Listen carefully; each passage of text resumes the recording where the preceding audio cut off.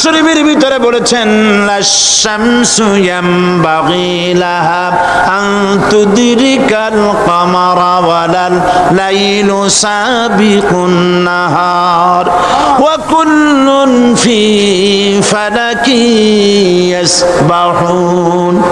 প্রবল জ্ঞানী হইবে যাহারা, আপন মনেতে বুঝিবে তাহারা, রাত্রি পারে না আগে যাইবার, দিনের স্থান করি অধিকার। চন্দ্র বাদে না সূর্যের গায়েতে, সূর্য পারে না চন্দ্রকে ধরিতে, যার যে স্থান বহাল রাখিয়া ভ্রমণ করিছে খোদাকে ডরিয়া। একটি নির্ধারিত সময় সীমা পর্যন্ত আপন আপন কক্ষপথে সব দৌড়াদৌড়ি করবে, কারো সাথে অ্যাক্সিডেন্ট হবে না কারো। ওয়াকুল্লুন ফি ফালাকি ইয়াসবাহুন, যা আছে মহাশূন্যে সব ঘুরতেছে। কে বলে? বলেন সবাই, কে বলছে? কোন সূরা? সূরা ইয়াসিন। আবার শুনুন, আল্লাহ পাক ফয়সালা দিচ্ছেন ঘোরে কেডা? শুধু সূর্য ঘোরে না, শুধু চন্দ্র ঘোরে না, আল্লাহ মহাশূন্যে যা রেখেছেন সব ঘুরতেছে, সবই সন্তরণশীল, সব গতিশীল। সুতরাং ফয়সালা তো আল্লাহর কাছ থেকে নিতে হবে। পৃথিবী সৃষ্টি করেছেন, মানব গোষ্ঠী সৃষ্টি করেছেন এবং মানুষের প্রয়োজন মিটিয়েছেন। এই মানুষগুলিকে কে সৃষ্টি করেছেন?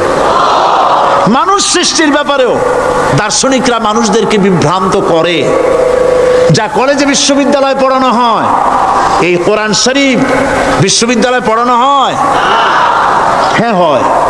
কয়েকটা আয়াত, কয়েকটা সূরা পরীক্ষা পাস করার জন্য একটু একটু অপশনাল রেখে দেওয়া হয়েছে। বর্তমান যে শিক্ষা কমিশন, শামসুল হক শিক্ষা কমিশন রিপোর্ট মন্ত্রী পরিষদে অনুমোদন করেছে বর্তমান সরকার। এই শিক্ষানীতিতে বলা হয়েছে ক্লাস 1 থেকে নিয়ে ক্লাস 5 পর্যন্ত ধর্মীয় শিক্ষা দিতে দেওয়া হবে না। তাহলে ক্লাস 5 পর্যন্ত যদি ধর্মীয় শিক্ষা না থাকে, তাহলে ক্লাস 6-7-এ ওঠার পর আলিফ জাওরা বাজাবর বা আনাকুম জানাকুম ছেলেরা পড়বে? মেয়েরা পড়বে? আসল উদ্দেশ্য হলো ইসলাম থেকে জাতিকে দূরে সরাবার জন্য ষড়যন্ত্র। এই সরকারের প্রণীত শিক্ষানীতি আমরা মানি না। আপনারা মানেন? যেই মাদ্রাসা মানুষের চরিত্র সৃষ্টি করে, বর্তমান সরকার সেই মাদ্রাসাগুলি একটা একটা করে ধ্বংস করার পরিকল্পনা গ্রহণ করেছে। সুতরাং আসল শিক্ষা হলো কোরআনের কাছে। আসল শিক্ষা কোথায়? কোরআনের কাছে। কোরআন যদি শিখানো হতো, কোরআন যদি শেখানো হতো কলেজে বিশ্ববিদ্যালয়, তাহলে গতকাল চট্টগ্রাম বিশ্ববিদ্যালয় থেকে যেসব ছেলেরা বিশ্ববিদ্যালয় কর্তৃপক্ষ কর্তৃক বরাদ্দকৃত, হাইজ্যাক করা নয়, বরাদ্দকৃত 4খানা বাস দিয়ে কোরআন শুনতে আসতে চেয়েছিল, বর্তমান সরকারের তথাকথিত সোনার ছেলেরা আসতে দিল না। কোরআন যদি তারা পড়তো, তাহলে কোরআন শরীফ শুনতে তারাও আসতো। কপাল পোড়া। জোরে বলেন কি? আরো জোরে বলেন কি? কপাল পোড়া। সব ভালো লাগে, কোরআন ভালো লাগে না। এদেরকে শিখানো হয়েছে, আরে তোমরা তো মানুষ না। বলে আমরা কি? তো তোমাদের ডারউইন বাবাজি বলে নাই, শোনো নাই? কি পড়ো টড়ো তোমরা, বুদ্ধি শুদ্ধি রাখো না। ডারউইন বলেছে, থিওরি অফ ইভলিউশনের মধ্যে বলেছেন মানুষ মানুষ না। বলে কি? মানুষ হলো বান্দর। কপাল পোড়া। কি কপালে লেখা থাকে? কাজে কামে প্রকাশ হয়ে যায়। ডারউইন বলল মানুষ মানুষ না। আল ফ্রয়েড বললেন মানুষ হলো মানুষই ঠিক, তবে মানুষ হলো সেক্স সর্বস্ব জীব। সেক্স সমস্যার সমাধান করলে মানুষের সব সমস্যার সমাধান হয়ে যাবে। কার্ল মার্কস বললেন মানুষ হলো পেট সর্বস্ব জীব, পেট সমস্যার সমাধান করে দিলে সব সমস্যা শেষ। আর ডারউইন বললেন মানুষ মানুষই না, মানুষ কি? বলে বান্দর। ওরাং ওটাং শিম্পাজি আর ব্যাং থেকে মানুষের উৎপত্তি হয়েছে।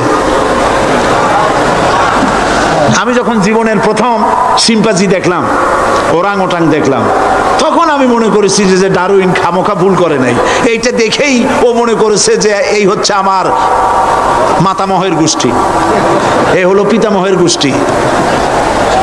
আপনারা একটু মাথা কাটায় চিন্তা করেন, মানুষ যদি বান্দর থেকে হবে, আজও বানর ফরেস্ট এরিয়া আছে কিনা বাংলাদেশে?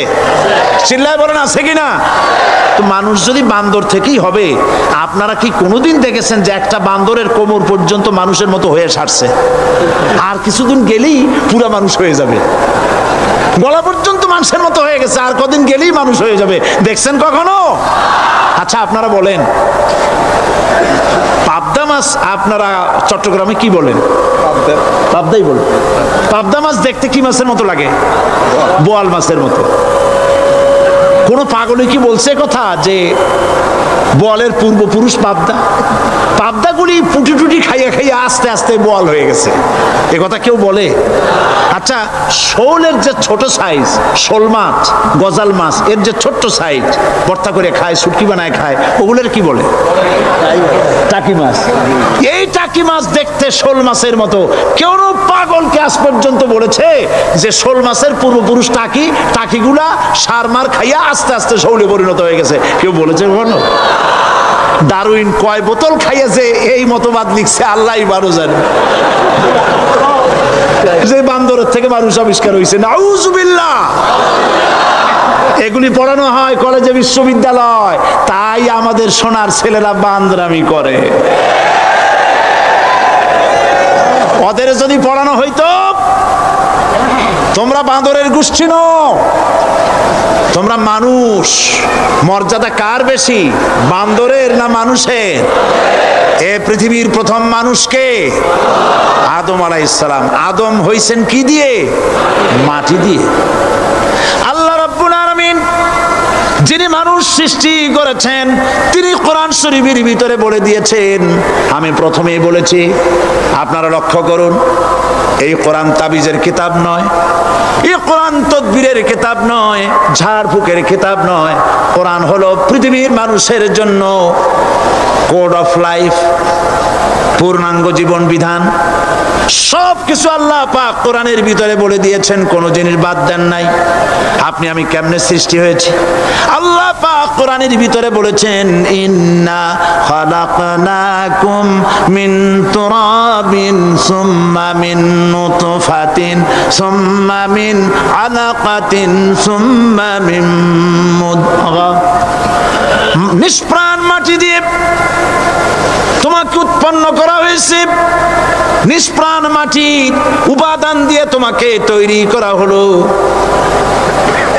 মায়ের পেটের ভিতরে এক ফোঁটা নাপাক পানি জমাট রক্তে পরিণত হয়ে গেল, জমাট রক্ত আস্তে করে গোস্ত পিণ্ড হলো, গোস্ত পিণ্ডকে সুন্দর করে সাজায়া হাড্ডি গুড্ডি বানায়া স্ট্রাকচার তৈরি করে তার উপরে ফাকাসাউনাল ইযামা লাহমা, চামড়া দিয়ে গোস্ত দিয়া সাজায়া সুন্দর করে বানালাম। আল্লাহর পরিচয় শুনুন, আল্লাহ আমার কেমন আল্লাহ। মায়ের পেটের ভিতরে সন্তান বানায়া এরপরে যখন রূহ দেওয়া হয়েছে, ক্ষুধা লেগেছে, খাবারের প্রয়োজন হয়েছে, আল্লাহ রাব্বুল আলামিন ওই কচি বান্দা মায়ের পেটে বসে কি খাবে, সেজন্য তার মা চিন্তা করে নাই, বাবা চিন্তা করে নাই, সরকার চিন্তা করে নাই। আল্লাহ রাব্বুল আলামিন মায়ের মাসিক অসুখকে বন্ধ করে দিয়ে সন্তানের নাভির সাথে আর মায়ের নাভির সাথে তার লাগায়া, পাইপ লাগায়া মায়ের মাসিক অসুখের রক্তগুলি দিয়ে সন্তানকে বড় বানালেন। মুখ দিয়া এই রক্ত পান করালেন না, মুখটাকে পবিত্র রেখে দিলেন যাতে করে পৃথিবীতে আসার পর ওই মুখ দিয়া আল্লাহ রাব্বুল আলামিনের জিকির করতে পারো। সন্তান মায়ের ভিতরে পেটের ভিতরে বড় হলো, আল্লাহ রাব্বুল আলামিন বলেন মাস দিন যখন পুরা হয়ে গেল, সুম্মা নুখরিজুকুম তিফলা, বাচ্চার আকারে পৃথিবীতে নিয়ে আসলাম। এখন খাবা কি? পৃথিবীতে যখন বাচ্চা এলো তখন তার পেটের সাথে যে সংযোগ ছিল মায়ের নাভির সাথে আর সন্তানের নাভির সাথে, সেই সংযোগ তার আর কি থাকলো? কি করা হলো? কেটে দেওয়া হলো। লক্ষ্য করুন, খাবারের জন্য একটি মাত্র পাইপ আল্লাহ লাগাইছিলেন, পৃথিবীতে সন্তান আসার সঙ্গে সঙ্গে পাইপটা কেটে দেওয়া হলো। এবার কি খাবে? আল্লাহ রাব্বুল আলামিন মায়ের বুক থেকে সন্তানের জন্য এবার সিঙ্গেল সিগন্যাল, তার জন্য সিঙ্গেল কোন লাইন যেটা ছিল কেটে দিয়া মায়ের বুক থেকে সন্তানের জন্য ডাবল লাইন আল্লাহ চালু করে দিলেন। এমন দুধ বানায় দিলেন যা শুধু খাবার নয়, শুধু ফুড ভ্যালু নয়, এই দুধের ভিতরে ক্যালসিয়াম, এর মধ্যে ভিটামিন, এর মধ্যে আয়রন, এর মধ্যে মেডিসিন। দুনিয়ার এই সন্তান ছিল ফি কারারিম মাকিন, সুরক্ষিত জায়গার ভিতরে ছিল, কোনো পলিউশন সেখানে যেতে পারত না, রোগের জার্ম সেখানে যেতে পারত না। দুনিয়ায় এলো দূষিত আবহাওয়ার ভিতরে, এই সন্তানকে এখনই অ্যান্টিবায়োটিক খাওয়ালে পরে অসুবিধা হবে। আল্লাহ রাব্বুল আলামিন মায়ের দুধের ভিতরে ঔষধ দিয়া রোগের প্রতিষেধক বানায়া দিলেন। এ হলো আমার আল্লাহ। এ আমার কে? আল্লাহ। জোরে বলেন আল্লাহ। আল্লাহ আল্লাহ রাব্বুল আলামিন মায়ের দুধ দিয়ে সন্তানকে বড় করলেন আর শোনায় দিলেন, খবরদার এই মায়ের সাথে, এই বাপের সাথে নাফরমানি করবি না। মা বাপের জন্য আমার কাছে দোয়া করবি, রব্বির হামহুমা কামা রব্বায়ানি সগীরা। সবাই পড়েন আমার সাথে, রব্বির হামহুমা কামা রব্বায়ানি সগীরা। আল্লাহ পাক শিখাই দিলেন বান্দারে আমার কাছে দোয়া করায়, আল্লাহ আমার মা বাপ আমাকে ছোটবেলায় যেভাবে স্নেহের কোলে লালন পালন করেছে, এইভাবে আমার মা বাপকে তোমার রহমতের কোলে লালন পালন করো। মনে থাকবে ভাইরা? বলেন মনে থাকবে? প্রত্যেক নামাজের পরে মা বাবার জন্য দোয়া করবেন, বেঁচে থাকুক আর মরে যাক, দোয়া করবেনই। মনে থাকবে? রব্বির হামহুমা কামা রব্বায়ানি সগীরা। আবার পড়েন, রব্বির হামহুমা কামা রব্বায়ানি সগীরা। আল্লাহ পাক মায়ের মর্যাদা এত বাড়াইছেন, সাহাবী প্রশ্ন করেছে, ইয়া রাসূলুল্লাহ খেদমত করব কার? হুজুর বলেন তোমার মায়ের, তারপরে কার? তোমার মায়ের, তারপরে কার? তোমার মায়ের, তারপরে কার? তোমার পিতার। বাপের চাইতে মায়ের মর্যাদা আল্লাহ 3 গুণ বাড়াইয়া দিলেন, 3 গুণ বৃদ্ধি করে দিলেন। হাদিস শরীফে এসেছে, হযরত আবী হুরায়রা রাদিয়াল্লাহু তাআলা আনহু রাসূলের কাছে এসে রাতের বেলায় কাঁদতেছিলেন। হুজুর প্রশ্ন করলেন, আবু হুরায়রা কাঁদো কেন? হযরত আবু হুরায়রা বলছেন, হুজুর মা আমাকে মেরেছে। তিনি প্রশ্ন করলেন, আচ্ছা মা তোমার মারলো কেন? তুমি কি কোনো বেয়াদবি করছো? তিনি বললেন না, তবে মারলো কেন? হযরত আবু হুরায়রা বলেন, ইয়া রাসূলুল্লাহ আপনার খেদমত থেকে বাড়ি ফিরতে আমার দেরি হয়ে গিয়েছিল। গভীর রাত্রে যখন বাড়ি গেছি, মা আমাকে প্রশ্ন করলেন, বাবা দেরি হলো কেন, কোথায় ছিলি? তাম পৃথিবীর মানুষ যেই কদম মোবারক চুমু দিতে পারলে ধন্য হয়ে যায়, সেই আখিরি জামানার পয়গম্বর নবী মুহাম্মদ রাসূলুল্লাহ সাল্লাল্লাহু আলাইহি সাল্লামের দরবার থেকে আসতে আমার দেরি হয়ে গেছে। ইয়া রাসূলুল্লাহ আমার মা আপনার নাম শুনে তার গা জ্বলে উঠল, তিনি কাফের মুশরিকা। আপনার নাম শুনে অগ্নি শর্মা হয়ে আমাকে ধরে পিটানো আরম্ভ করলেন আর বললেন, আবু হুরায়রা হয় মুহাম্মদ সাল্লাল্লাহু আলাইহি সাল্লামের বাড়ি ছাড়বি, নইলে আমার বাড়ি ছাড়বি, কি করবি বল? মার খেতে খেতে আমি বললাম, মা তোমার গায়ে যত শক্তি আছে আমারে মারো, তোমার বাড়ি শুদ্ধ তাম দুনিয়াটা ছেড়ে দিতে পারি, মুহাম্মদ রাসূলুল্লাহর কদম মোবারক ছেড়ে দিতে পারি না। হুজুর আমার মা গলা ধাক্কা মেরে আমাকে বের করে দিয়েছেন। হুজুর বলছেন, আবু হুরায়রা মা তোমাকে মেরেছে আর আমার কাছে নালিশ করছো, আমি তোমার মায়ের কোনো বিচার করতে পারবো না। সুবহানাল্লাহ। এত বড় পাওয়ারফুল নবী, শানওয়ালা, ইজ্জতওয়ালি, বরকতওয়ালি, এত বড় নবী বলছেন মা মেরেছে, আমার করার কিচ্ছু নাই। সুবহানাল্লাহ। তোমার মা মুশরিকা হোক আর যাই হোক, তোমার মা। সুবহানাল্লাহ বলেন। আমার বন্ধুগণ, হযরত আবু হুরায়রা বলেন, ইয়া রাসূলুল্লাহ, মায়ের বিরুদ্ধে কোনো অভিযোগ নিয়ে আমি আপনার কাছে আসি নাই। হুজুর বললেন, কেন আসছো বলো খুলে। আবু হুরায়রা বলেন, হুজুর আমি জানি আপনি আল্লাহর দরবারে যদি কোনো ব্যাপারে হাত তোলেন আল্লাহ মঞ্জুর করে ফেলেন। আপনি দয়া করে আমার মার জন্য দোয়া করেন, আল্লাহ যেন হেদায়েত দিয়ে দেন। আমার নবীজি দুখানে হাত উত্তোলন করলেন, বললেন, আল্লাহুম্মা ইহদি উম্মা আবি হুরায়রা, আয় আল্লাহ আমি দোয়া করতেছি আবু হুরায়রার মাকে হেদায়েত নসিব করো। হুজুর হাত তুলে মোনাজাত করছেন, আবু হুরায়রা দৌড় দিলেন বাড়ির দিকে। কয়েকজন সাহাবী হযরত আবু হুরায়রার জামা টেনে ধরেছে, এই ভদ্রলোক দৌড়ায় কেন? এত শান্ত মানুষ, কখনো গরম হয়ে কারোর সঙ্গে কথা বলে না। এই মানুষটা দৌড়ায় কেন? কোনো বিপদ হইল নাকি? জামা টেনে ধরে বলে, আবু হুরায়রা দৌড়াও কেন? হযরত আবু হুরায়রা বলেন, জামা ছেড়ে দাও, কোনো বিপদ আমার হয় নাই, আমি দৌড়াইয়া বাড়ি যাই দেখতে চাই। আমি দৌড়াইয়া আগে বাড়ি যেতে পারলাম না, আমার নবীর দোয়া আগে আমার বাড়ি চলে গেছে, আমি এটা দেখতে চাই। হযরত আবু হুরায়রা দৌড়াতে দৌড়াতে বাড়ি চলে গেছেন। দরজায় নক করলেন, ভেতর থেকে আওয়াজ এলো, কে? তিনি বললেন, আমি আবু হুরায়রা মা, দরজা খুলে দাও, আমি তোমার সন্তান। মা বললেন, বাবা অপেক্ষা করো, দরজা খুলতেছে।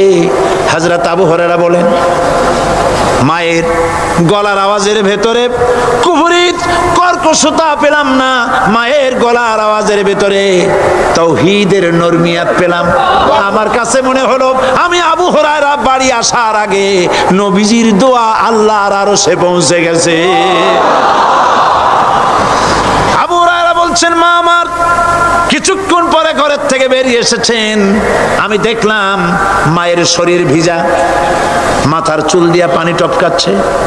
মা আমার বললেন, বাবারে তোমাকে মারার পর আমি নিদারুণ অনুশোচনায় পড়েছিলাম, মনে মনে ভাবলাম, আহারে আমার সন্তানরা আমি কেন মারলাম? সে তো কোনো খারাপ কাজ করে নাই, কোনো খারাপ জায়গায় যায় নাই, এত ভালো মানুষ যার সম্পর্কে লোকেরা খামোখাই মিথ্যা কথা বলে, এই ভালো মানুষটার কাছে গেছে, সেজন্য আমি মারলাম কেন? বাবা গো, আমি আমার ভুল বুঝতে পেরেছি, জীবনের ভুলও ধরা পড়েছে, আমাকে জলদি করে নিয়ে চলো বিশ্ব নবীর দরবারে। হযরত আবু হুরায়রার মা রাসূলুল্লাহর খেদমতে এসে ঘোষণা করলেন, আশহাদু আল্লা ইলাহা ইল্লাল্লাহু ওয়াহদাহু লা শারীকা লাহু ওয়া আশহাদু আন্না মুহাম্মাদান আবদুহু ওয়া রাসূলুহু। আমার ভাইয়েরা, আল্লাহ রাব্বুল আলামিন মানুষ সৃষ্টি করে পৃথিবীতে পাঠায় দিলেন, খাবারের ইন্তজাম করলেন, এগুলি সব আল্লাহর পরিচয়। আল্লাহরে চেনার জন্য বড় বড় কিতাব ঘাটা লাগে না, কিসমতে যদি থাকে দুই একটা দৃষ্টান্ত যথেষ্ট হয়ে যায়। সুবহানাল্লাহ, সুবহানাল্লাহ, দুই একটা দৃষ্টান্ত যথেষ্ট। আল্লাহ পাক সমস্ত সৃষ্টি জগৎকে তৈরি করলেন, সৃষ্টি করলেন, আর তাদের খাদ্যের ব্যবস্থা করলেন। কে করেছেন খাদ্যের ব্যবস্থা? খাদ্য দেন আল্লাহ। কিন্তু অহংকারী যারা, তারা বলে দেশের বাম্পার ফলনের জন্য সমস্ত কৃতিত্ব সরকারের। বলেন আস্তাগফিরুল্লাহ, বলেন নাউজুবিল্লাহ। এদের একজন বলছিল, 3 বছর কিছু দিবার পারুম না, লোকেরা কয় আমরা না খাইয়ে থাকুম, আল্লাহ কয় আমিও দেহুম, কদ্দুর পারো না খাইয়ে থাকতে। ফসল কে দেন? জোরে বলেন, কে দেন? বাম্পার ফসলের ফলনের দাবি সরকার করতে পারে না, এটা কুফরি, এটা শিরক। জমিনের ফসল কে দেন? আকাশের বৃষ্টি কার? পানি কার? সার কার? সব আল্লাহ পাক। আল্লাহ পাক কোরআন শরীফে বলেছেন, লা ইন শাকারতুম লাযীদান্নাকুম ওয়া লা ইন কাফারতুম ইন্না আযাবি লাশাদীদ। আমার নিয়ামতের শুকর যদি আদায় করো বাড়ায় দেব, আর যদি কৃতজ্ঞ হও শুকরিয়া আদায় না করো মস্ত বড় শাস্তি দেব। ফসল দেই আমি আর শুকরিয়া আদায় করো তোমার বাজানে, ঠিক কিনা? শুকরিয়া আদায় করে কার? বাজানে। একটা লোকের, একটি মানুষের যেই প্রশংসা এই সরকার করলো বিগত 4.5 বছর ধরে, একটা মানুষের যত জিকির করলো, প্রশংসা করলো, ছবি টানাইলো, যদি এতটা জিকির এতটা স্মরণ আল্লাহ রাব্বুল আলামিনের করতো, ওদের জন্য আল্লাহর জান্নাতের দরজা খোলা হয়ে যেত। প্রশংসা করবে কার? চিল্লায় বলুন, আল্লাহ পাকের প্রশংসা করো। খেতে দেওয়ার মালিক তিনি। আল্লাহ পাক বলছেন আল্লাহকে, তার পরিচয় আল্লাহ তুলে ধরেছেন, ওয়ামা মিন দাব্বাতিন ফিল আরদি ইল্লা আলাল্লাহি রিজকুহা। এই পৃথিবীর ভিতরে এমন কোন বিচরণশীল জীব নাই যার রিস্কের দায়িত্ব আমি আল্লাহ গ্রহণ করি নাই। সুবহানাল্লাহ বলবেন না? রিস্কের দায়িত্ব কার হাতে? আচ্ছা দেখুন তো, পৃথিবীর সমস্ত সরকারের কাছে বিভিন্ন মন্ত্রণালয় আছে না? খাদ্য মন্ত্রণালয় বলে কোনো মন্ত্রণালয় আছে কিনা? আছে। খালি কয় খামু আর খামু। খাদ্য মন্ত্রণালয় আছে, থাকার পরেও মানুষ না খাইয়া মরে, ঠিক কিনা? এবার একটু তাকান তো, জ্ঞানের চক্ষু দিয়া তাকান। ফরেস্ট এরিয়া, বাঘ আছে কিনা? নাই। সিংহ আছে কিনা? গন্ডার আছে কিনা? হাতি আছে কিনা? বিশাল বিশাল প্রাণী আছে কিনা? জঙ্গলে ছোট্ট প্রাণী থেকে, পোকা থেকে শুরু করে গন্ডার পর্যন্ত, টুনটুনি পাখি দিয়ে শুরু করে ঈগল পাখি পর্যন্ত, নদীর ভিতরে ছোট্ট চুনু পুঁটি থেকে শুরু করে তিমি মাছ পর্যন্ত। প্রাণী তত্ত্ববিদরা বলেছেন সমুদ্রের ভিতরে এমন এমন বড় বড় তিমি আছে যে একটা তিমির ওজন 5000 টন পর্যন্ত হয়ে যায়। 5000 টন তিমিটার ওজন। এর যখন বাচ্চা হয় তখন বাচ্চার দৈনিক দুধ লাগে 50 থেকে 60 মণ পর্যন্ত। কে ব্যবস্থা করে? রুহান মান ফেরেশতা। তো ওর মা যেমন বাচ্চা তো সেরকম হবে, ঠিক কিনা? কে দেয় খাবার? এবার দেখেন তো, আপনার দেশের এই জঙ্গলে কত হাতি আছে। হাতিরা মিছিল করে আসছে যে আল্লাহ আমাদের এখন আর খাইতে যাইতে দিতে পারে না, বাংলাদেশের গভর্নমেন্ট কিছু দাও। আসছে না, খাইয়া ক্ষুধার জ্বালায় হাতি মরেছে, বাঘ মরেছে, সিংহ মরেছে। এর কোনো দৃষ্টান্ত আছে? ক্ষুধার জ্বালায় আকাশের উড়ন্ত পাখিরা ছটফট করে মারা গেছে, দৃষ্টান্ত আছে? নদীর মাছেরা ক্ষুধার জ্বালায় ভেসে উঠেছে, না খাইয়া মরে গেছে, দৃষ্টান্ত আছে? মহান আল্লাহ রাব্বুল আলামিন কোরআন শরীফের ভিতরে বলেছেন অনেক প্রাণী এমন আছে যারা তাদের খাদ্যকে সঞ্চয় করে না, খাদ্যকে জমা করে না, আহরণ করে না। সকাল বেলায় একটা খাবার খেলো, দুপুরে কি খাবে তার জানা নাই। শকুন পৃথিবীর মাটি থেকে 3 মাইল উপরে ওড়ে, তার চোখকে আল্লাহ পাক এত তীক্ষ্ণ বানিয়ে দিয়েছেন, এই চট্টগ্রামের কোথায় মরা গরু আছে 3 মাইল উপর দিয়ে দেখতে পায়। সুবহানাল্লাহ করতে ইচ্ছে করে না। এই প্রাণীগুলি খাবারগুলি কোনো গভর্নমেন্ট জোগাড় করে রাখে নাই। আল্লাহ পাক বলেন সবার খাবার আমি দেই। সকাল বেলায় সমস্ত প্রাণীগুলি মহাশূন্যে, পানির ভিতরে মৎস্যরাজি, জঙ্গলের ভিতরে হিংস্র প্রাণী, পোকামাকড় থেকে শুরু করে সবগুলো খালি পেটে সব বেরিয়ে যায়, কারো কোনো খাবারের মজুদ নাই। সন্ধ্যা হতে না হতে সমস্ত প্রাণীগুলির পেট ভরাইয়া আমি আবার যার যার ঘরে ফিরাইয়া দেই। ওয়ামা মিন দাব্বাতিন ফিল আরদি ইল্লা আলাল্লাহি রিজকুহা।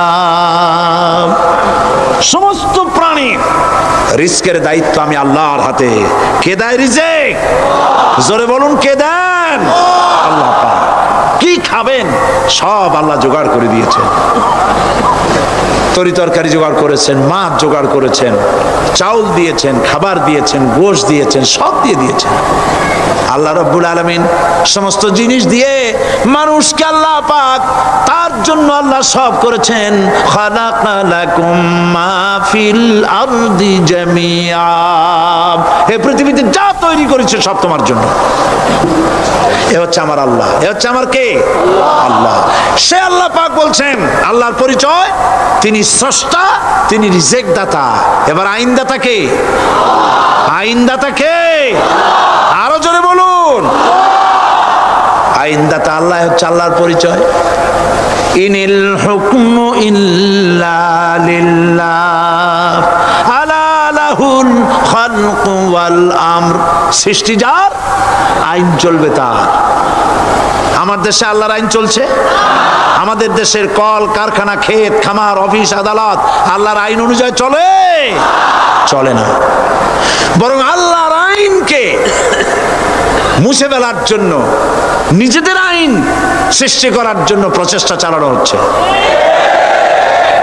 আল্লাহর আইন মানুষের জন্য সব থেকে বেশি উপযোগী, কারণ সৃষ্টি করেছেন কে?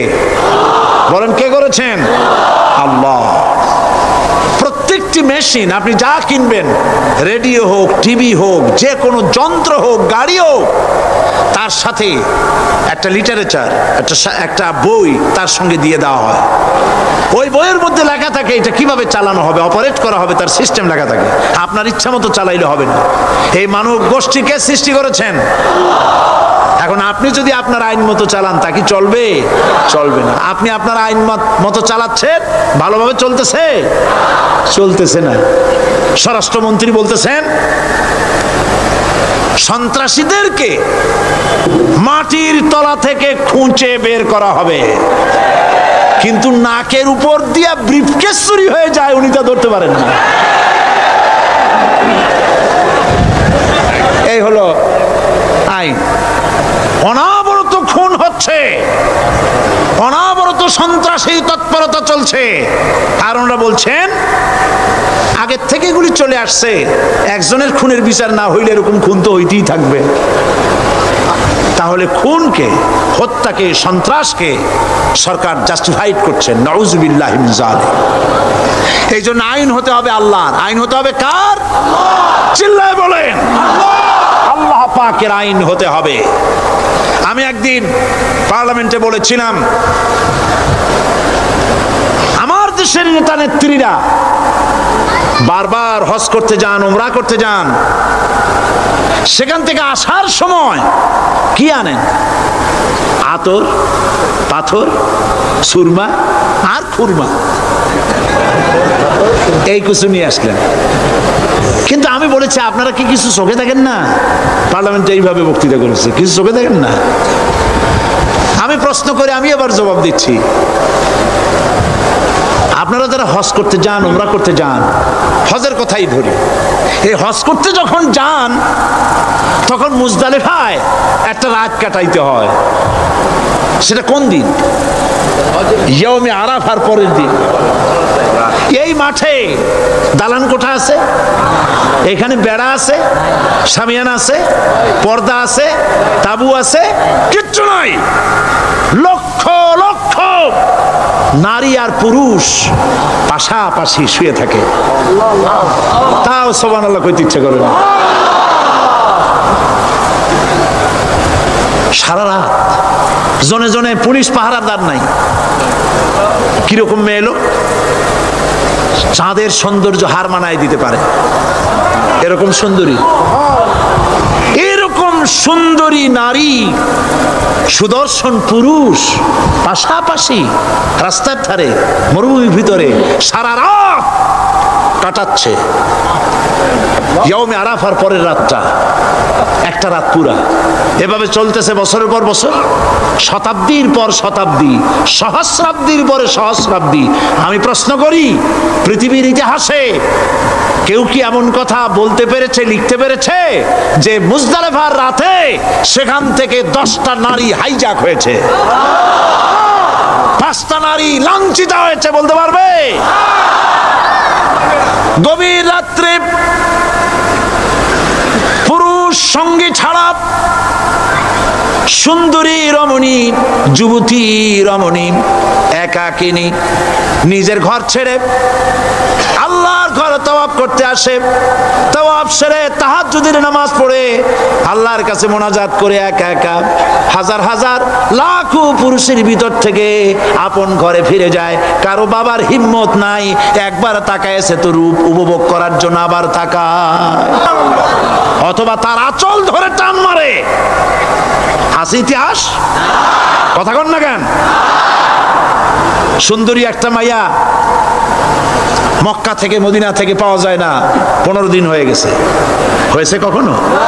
এবার জবাব দেন, কেন হয় না? কেন হয় না? আমার দেশের মেয়েরা রাস্তা দিয়ে হাঁটতে পারে না। হাই স্কুল মেয়েদের, হাই স্কুল মেয়েদের কলেজ যখন ছুটি হয়, তথাকথিত সোনার ছেলেরা গেটের সামনে এতিমের মতো কালায় থাকে। অনবরত হাইজ্যাক হচ্ছে, ধর্ষণের সেঞ্চুরি হচ্ছে। আর ওখানে হয় না কেন? ওখানে হয় না এই কারণে, এই কোরআনের আইন আল্লাহ রাব্বুল আলামিন যে আইন দিয়েছেন, ওখানে আইন বলবৎ আছে। আছে নাকি? আছে কিনা?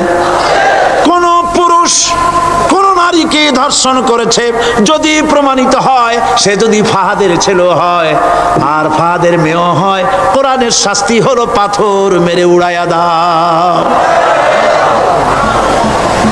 তাকে জানিয়ে দেওয়া হবে রেডিও টিভির মাধ্যমে, জেনাকারের ব্যভিচারীর শাস্তি হবে। চতুর্দিকে হাজারো লোকেরা দাঁড়াবে, হাতে পাথর নিয়ে পাথর মেরে তাকে তার গোশত হাড্ডি বাতাসের সাথে উড়ায় দেবে।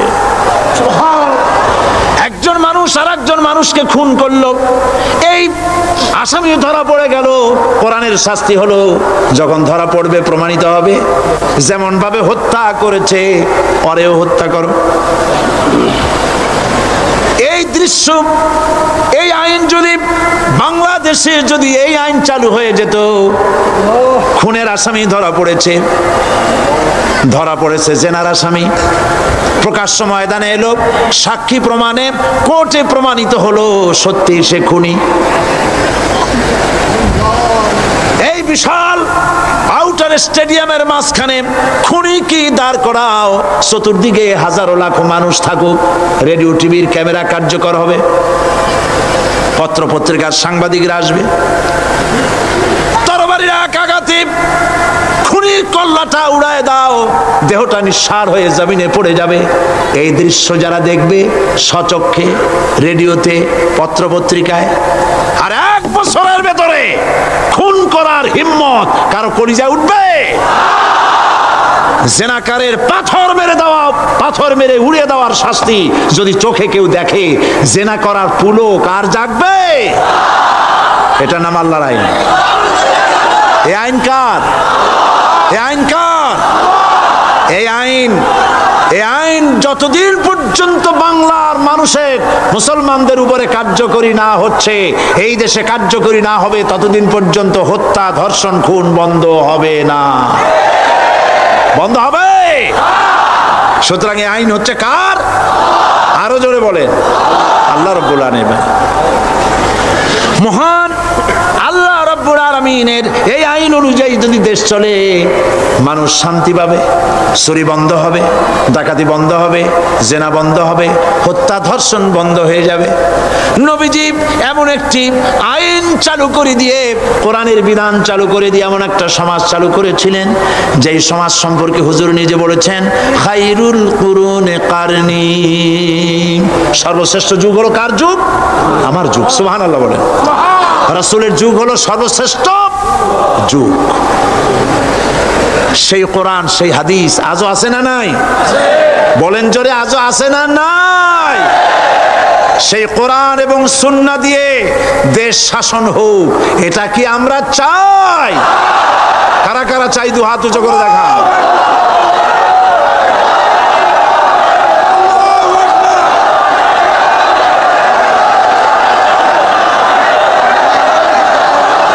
আরে ভাই, আপনারা দাঁড়ায় গেলেন কেন? বসেন বসেন। আমি তো একটা স্লোগান দিতে বললাম।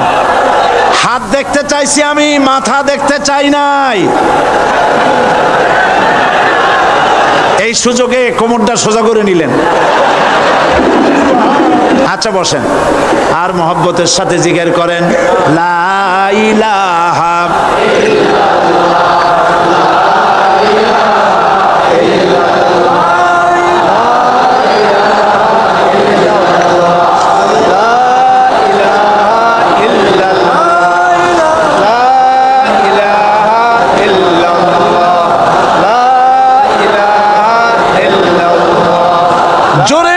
সবাই জিকির করেন লা ইলাহা ইল্লাল্লাহ, লা ইলাহা ইল্লাল্লাহ, লা ইলাহা ইল্লাল্লাহ, লা ইলাহা ইল্লাল্লাহ মুহাম্মাদুর রাসূলুল্লাহ। বসুন, আমরা মুনাজাত করব। আল্লাহ রাব্বুল আলামিন আয়াতুল কুরসির ভিতরে আল্লাহর সার্বভৌমত্বের কথা বলেছেন। আল্লাহু লা ইলাহা ইল্লা হুয়াল হাইয়ুল কাইয়্যুম। পড়েন আমার সাথে সবাই, আল্লাহু লা ইলাহা ইল্লা হুয়াল হাইয়ুল কাইয়্যুম। আল্লাহ হচ্ছেন যিনি ছাড়া কোনো ইলাহ নাই, তিনি শাশ্বত চিরঞ্জীব। সুবহানাল্লাহি বিহামদি। আগামীকাল এর বাকি অংশ আমি আপনাদের সামনে আলোচনা করব ইনশাআল্লাহ। জোরে বলেন ইনশাআল্লাহ। দাঁড়ানো ভাইরা বসেন। আপনাদের পাশে যারা দাঁড়িয়েছেন অনুরোধ করে বসায় দেন। বলেন যে আর 5টা মিনিট বসেন, আল্লাহর রাস্তায় হাঁটেন না। হ্যাঁ বলেন, বলেন আপনারা যে আল্লাহর রাস্তায় হাঁটেন না, বসেন, সবাই বসেন। এত বড় মাহফিলের মুনাজাত, সুবহানাল্লাহ বলেন। চট্টগ্রামের ইতিহাসের শ্রেষ্ঠ মাহফিল, চিল্লায় বলেন সুবহানাল্লাহ। গোটা বিশ্বের কোরআনের শ্রেষ্ঠ মাহফিল, বলেন সুবহানাল্লাহ। যারা বলেন আলহামদুলিল্লাহ। আগামীকাল এ মাহফিলের আখেরি মুনাজাত হবে ইনশাআল্লাহ। বলেন ইনশাআল্লাহ। আমি আন্তরিকভাবে দুঃখিত, প্রতি বছর আমার মা বোনদের জন্য, চট্টগ্রামবাসী আমার মা বোনদের জন্য আলাদাভাবে তাদের প্রশ্নের উত্তর দেই এবং তাদের সামনে কোরআন হাদিসের কথা আলাদাভাবে বলি। এবছর দিন কম হয়ে গেল বলে মহিলারা, মা বোনেরা বঞ্চিতা হয়ে গেলেন। শিশু কিশোরদের জন্য আলাদাভাবে সমাবেশ করা হয়, তাও বঞ্চিত হয়ে গেল। এই বিশাল তাফসীরুল কোরআন মাহফিলের বরকত থেকে চিটাগংবাসীকে যারা বঞ্চিত করলো, আল্লাহ তাদের হেদায়েত নসিব করে দিয়ে। যদি হৃদয় থাকে, যদি হৃদয় বলে কিছু থাকে, বিবেক বলে যদি কিছু থাকে, আর শরীর যদি মুসলমানের পিওর রক্ত থাকে, তাহলে বাড়ি বসে অনুশোচনা করা উচিত, চোখের পানি ফেলানো উচিত ওই সব লোকের যারা এই বরকতপূর্ণ মাহফিলকে বাধা দিয়েছে। আর যাদের কলজার মধ্যে আল্লাহ মোহর মেরে দিয়েছে, এগুলোর তো হেদায়েত হবে না। যাদেরকে আল্লাহ পাক তৈরি করেছেন জাহান্নামের জন্য, ওদের কাছে মাহফিল সহ্যই হবে না। নাউজুবিল্লাহ বলেন। চট্টগ্রামবাসীর জন্য তাফসীরুল কোরআন মাহফিল নিয়ামত। এই নিয়ামত কিয়ামত পর্যন্ত আল্লাহ টিকায় রাখুন, বলি আমিন। আগামীকালের আখেরি মোনাজাতে সমস্ত মুসলমান চতুর্দিক থেকে আল্লাহ পাকের নারা লাগাতে লাগাতে আসবেন। আল্লাহু আকবার, নারায়ে তাকবীর। গোটা চট্টগ্রাম, গোটা চিটাগাং শহর আগামীকাল কোরআনের মিছিলের শহর হবে ইনশাআল্লাহ।